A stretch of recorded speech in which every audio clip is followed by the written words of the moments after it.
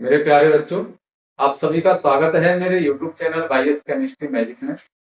आज हम सुपर 50 की सीरीज में एक महत्वपूर्ण क्वेश्चन करने जा रहे हैं और ये बहुत ज्यादा पूछा जाता है एग्जाम में। कोलराउस का नियम। तो जो कोलराउस का नियम है इसके साथ में अनुप्रयोग भी पूछे जाते हैं एग्जाम में। 2 अनुप्रयोग पूछे जाते हैं। सिलेबस में आपके में 4 अनुप्रयोग है, 4 एप्लीकेशन है, तो उनमें से आपको 2 करके आने हैं कोई से भी। तो क्वेश्चन में मैं आपको आज करवाऊंगा कोलराउस का नियम और उसका एग्जाम्पल्स। अनुप्रयोग के लिए अलग से एक और वीडियो बना देंगे, तो ये क्वेश्चन छोटा हो जाएगा, लेकिन एग्जाम के अकॉर्डिंग आपको इसका आंसर देना। एग्जाम में ज्यादातर है कोलराउस का नियम और उसके 2 अनुप्रयोग पूछता है 4 नंबर। ये पिछली साल भी आ चुका है, महत्वपूर्ण क्वेश्चन है।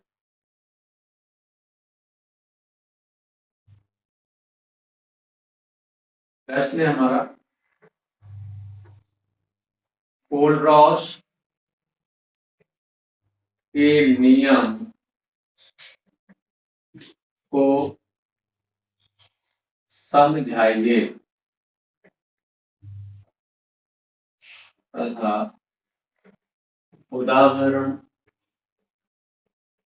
बताइए।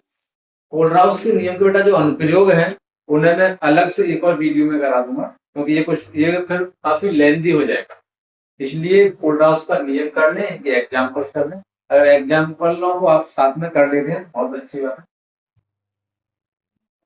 आंसर में आप इसके लिए हेडिंग बना दीजिए कोलराउस का नियम।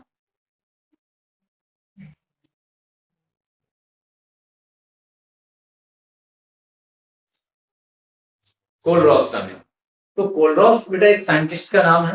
तो कोलराउस जब नामक वैज्ञानिक थे तो उन्होंने यानी कि वैद्युत अपघटनों से संबंधित एक नियम दिया था। और वैद्युत अपघटनों के बारे में मैं आप लोगों को बता देता हूँ थोड़ा सा। जैसे मान के चलिए ये हमारे पास में एक कंटेनर है, एक पात्र है, और इस पात्र में हमने जल को भर दिया है। अब हम इसमें कोई वैद्युत अपघट्य डाल रहे हैं। वैद्युत अपघट्य हमने फॉर एग्जाम्पल जैसे NaCl नमक ले लिया। नमक को हम इसमें थोड़ा सा डाल देते हैं, तो ये क्या हो जाता है कि अपने अवयवी आयनों में अलग हो जाता है। क्या हो जाता है? अपने अवयवी आयनों में अलग हो जाता है, यानी प्लस और माइनस में टूट जाता है। तो इसको हम बोलेंगे धन आयन और इसको बोलेंगे ऋण आयन। सोडियम पर धन का आवेश है तो ये हो गया धन आयन, क्लोरीन पर माइनस का चार्ज है तो ये हो जाएगा ऋण आयन। तो ये 2 भागों में डिवाइड हो।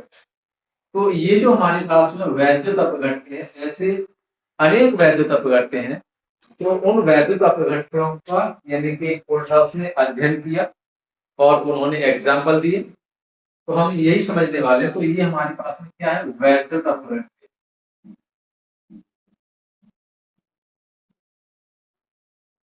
अब मान के चलिए मैं आपको एक वर्ड बता रहा हूं, अनंत तनुता। अनंत तनुता का मतलब होता है बहुत ही ज्यादा पतला।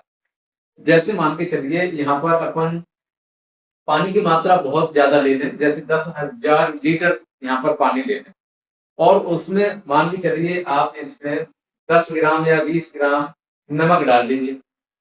फिर ये जो विलयन बनेगा, इसमें जो आयन बनेंगे वो बहुत ही, यानी ये जो विलयन बनेगा बहुत ज्यादा पतला विलयन बनेगा, और उस पतले विलयन को बोलेंगे हम अनंत तनु विलयन।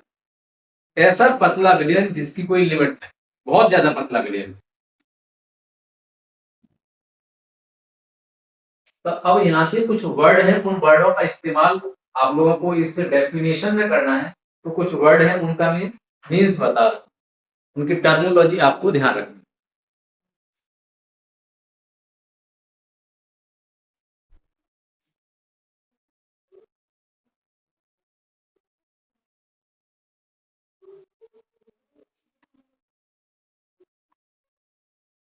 देख,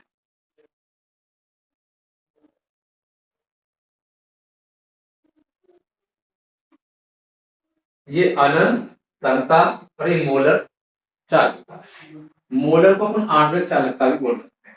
तो इसको हम क्या बोलते हैं? अनंत तनता पर, अनंत तनता पर आणविक चालकता।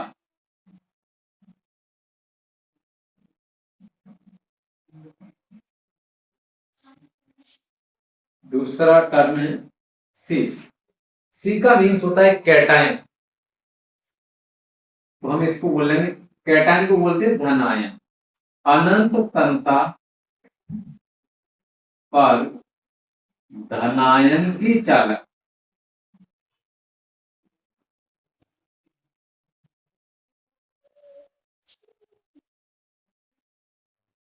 ये बना दिया मैंने ए, इसको बोलेंगे एनायन, इसका मतलब ऋणायन। अनंत तनता पर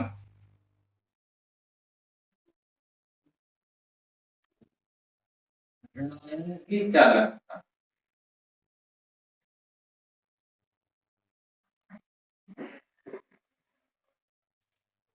एन का मीन्स होता है मोलर, और मोलर का मीन्स होता है, यानी कि मोलर चालकता भी लिख सकते हैं यहाँ पर, और आणविक चालकता भी बोल सकते हैं इसी। तो ये जो तीन टर्म है, ये तीन टर्मों से आपकी डेफिनेशन तैयार हो।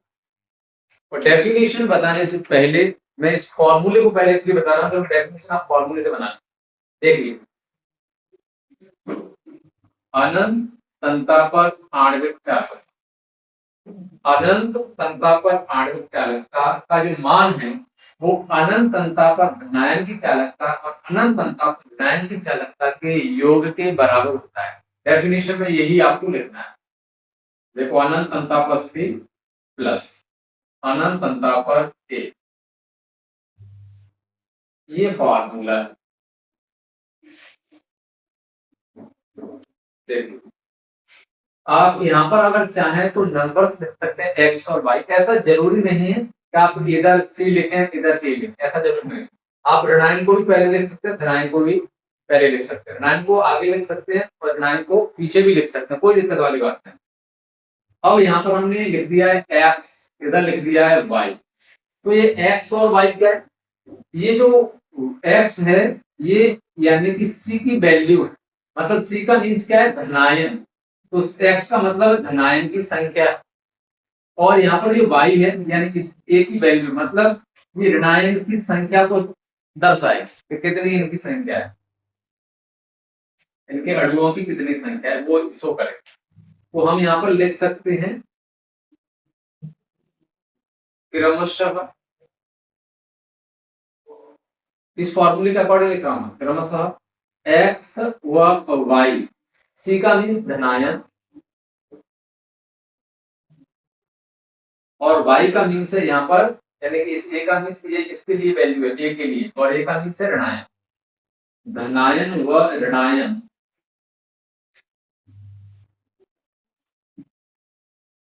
के अणुओं की संख्या है।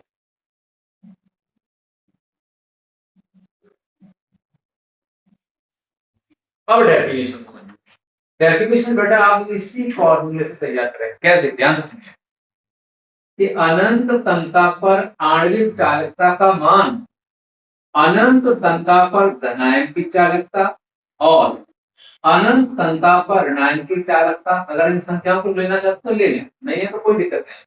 तो अनंत तनता पर आणविक चालकता का मान अनंत तनता पर धनायन की चालकता और अनंत तनता पर ऋणायन की चालकता के योग के बराबर होता है।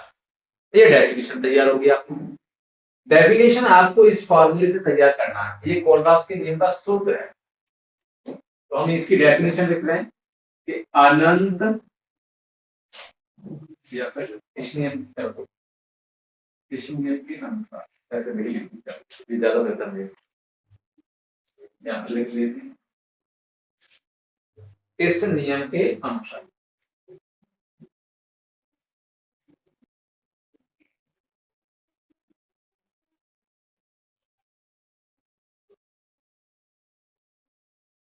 अनंत तनता पर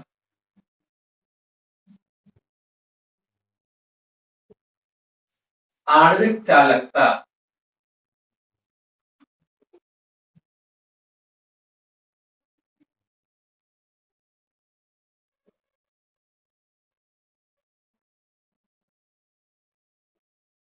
अनंत तनता पर आणविक चालकता, पुस्तक में अगर ये वैल्यू लिखना चाहते हैं तो ये इसमें आप इन सिंबलों को बता सकते हैं। अनंत तनता पर आणविक चालकता का मान अनंत तनता पर देखो धनायन की चालक,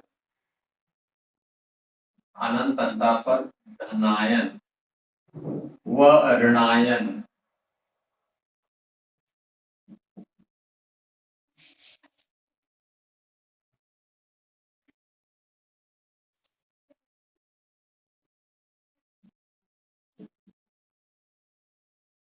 ऋणायन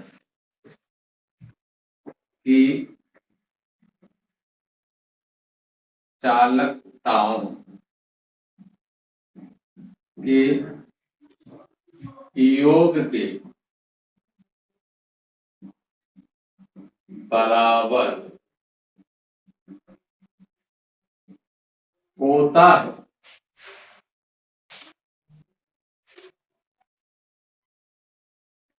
ये हो गया बेटा इसका अर्थ। देखो डेफिनेशन एक बार मैं इसी से रिपीट कर रहा हूँ, हालांकि इसके एग्जांपल भी मैं अभी आपको कराने वाला हूँ। देखिए, अनंत तनता पर आणविक चालकता का मान, देखो ये रहा अनंत तनता पर आणविक, अनंत तनता पर धनायन और ऋणायन की चालकताओं के योग के, देखो ये रहा योग के कैसा होता है, बराबर। यही चीज मैंने यहाँ पर लिख रखी है, यही फॉर्मूला है। और इसमें आपको ये जो टर्मोलॉजी है आपको याद रखनी है। अगर आप टर्मोलॉजी याद नहीं रखेंगे तो देखिए ये क्या हो गया, अनंत तनता पर आणविक चालकता, ये क्या हो गया अनंत तनता पर ऋणायन की चालकता, और ये हो गया अनंत तनता पर ऋणायन की चालकता। अब हम इनके एग्जांपल्स ले लेते हैं, तो दो एक एग्जांपल ले लेते हैं। उदाहरण पर एक एग्जांपल ले रहे हैं, हम निकाल रहे हैं सोडियम क्लोराइड के अनंत तनता पर आणविक चालकता। देखो सोडियम क्लोराइड है और इसकी हम अनंत तनता पर आणविक चालकता निकालना चाहते हैं, तो उसके लिए ये साइन बना दीजिए। अनंत तनता पर आणविक चालकता निकाल रहे हैं सोडियम क्लोराइड, तो हमें एक बार इसको यानी जैसे अपन इसको वैद्युत अपघट्य को जल के अंदर डालते हैं तो ये प्लस और माइनस यानी अलग अलग आयनों में टूट जाता है। तो क्या बनेगा बेटा, देखो अनंत तनता पर धनायन की चालकता यानी कि इसका प्लस का 1 चार्ज हो जाए, और फिर अनंत तनता पर ऋणायन यानी क्लोरीन की चार्ज, ये इस तरह से प्लस और माइनस में टूट जाए। एक और एग्जांपल्स ले लेते, जैसे अनंत तनता पर हम आणविक चालकता निकालना चाहते हैं बेरियम क्लोराइड की BaCl2। तो देखो अनंत तनता पर बेरियम पर बेटा प्लस के 2 चार्ज होता है, आप इसको ऐसे लिख सकते हैं, अगर आप ऐसे नहीं लिखेंगे तो आप इसको ऐसे लिख सकते हैं, या हम इसको भी ऐसे भी नहीं लिखें तो हम इसको ऐसे भी लिख सकते हैं। अब यानी बेरियम हमारे पास में एक ही अणु है, एक ही एटम है। अब ये क्लोरीन के साथ में यानी कनेक्ट हुआ है, तो क्लोरीन के एटम कितने हैं बेटा, यहाँ पर देखें 2 एटम है और बेरियम का 1 एटम है।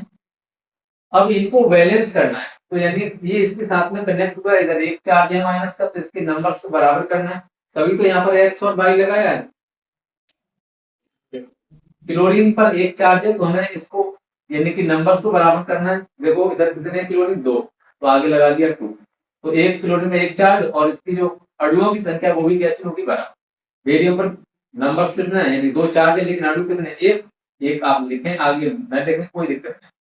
तो ये यहाँ पर 1 और 2 जो मैंने लिखा है 1 और 2, ये क्या दर्शाते हैं कि ये जो बेरियम है, यहाँ पर मैंने एक्स लिखा था, तो ये अणुओं की संख्या को दिखाता है यहाँ पर एक्स। तो एक देखो धनायन के अणुओं की संख्या कितनी है, 1, यहाँ पर ऋणायन के अणुओं की संख्या कितनी है, 2। ये अणुओं की संख्या को दिखाता है, कौन दिखाता है, एक्स और वाई। देखो ये रहे अणुओं की संख्या, यहाँ पर तो पहले से 1 है तो इसमें बताने की आवश्यकता भी नहीं है। तो इस तरह से आपको इन 2 एग्जाम्पल्स कराते हैं। हालांकि एग्जामिनर हमें जो अनुप्रयोग पूछता है इसी क्वेश्चन में 4 नंबर पूछे तो साथ में पूरा ही करना पड़ेगा, इतना लिखने के बाद फिर अनुप्रयोग अगर 2 देगा तो इसी में आगे आपको जोड़ देना है। यानी क्वेश्चन काफी लेंथी हो जाएगा, तो मैं अनुप्रयोग अलग से करवाऊंगा, तो अनुप्रयोगों को मैं कल आपको करवाऊंगा नेक्स्ट वीडियो में। और एक बात सभी बच्चे ध्यान से सुन लें, आप पढ़ाई पर ध्यान बिल्कुल नहीं दे रहे हैं, पढ़ाई पर ध्यान दीजिए और इन क्वेश्चनों को पूरा कवर करते जाइए, इनका फायदा मिलेगा। अगर आप नहीं पढ़ाई कर रहे हैं तो ये मान लीजिए कि फिर कुछ हो नहीं सकता है। पढ़ाई करिए, क्योंकि इतना बढ़िया तुम्हारे पास में गोल्डन अपॉर्चुनिटी है, इसका आप फायदा नहीं उठा रहे हैं तो बहुत बड़ा नुकसान कर रहे हैं आप। एग्जामिनर आपको ये नहीं देखेगा कि आपने कितनी पढ़ाई की कितनी नहीं की है, वो तो अपने अकॉर्डिंग चलेगा, और तुम पढ़ाई नहीं कर रहे हैं तो बहुत दिक्कत वाली बात है। इन क्वेश्चनों का फायदा उठाइए, पढ़िए, लिखिए, रिवाइज करिए, जो कुछ डाउट आता है आप पूछिए। अगर आप ऐसा नहीं कर पा रहे तो बहुत दिक्कत। Thank you.